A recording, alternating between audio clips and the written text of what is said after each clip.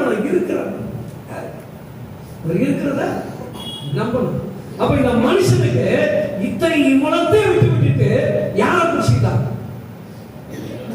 ஊழியக்கார பிடிச்சிட்டான்.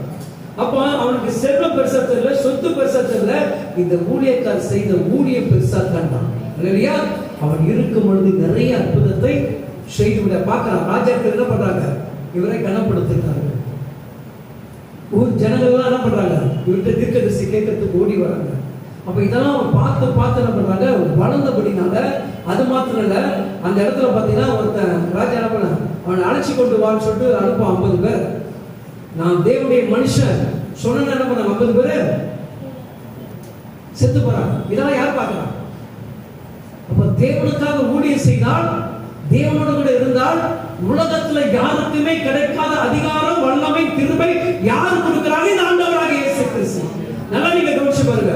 உலகத்தில் இருக்கிற மனுஷன் கத்தியை தூக்கிட்டு நிர்வாணமாக இருந்து அவன் ஜனங்களை அடிமைப்படுத்திக் கொண்டிருக்கிறான். ஆனா என் தகப்பன் என்ன பண்றாங்க?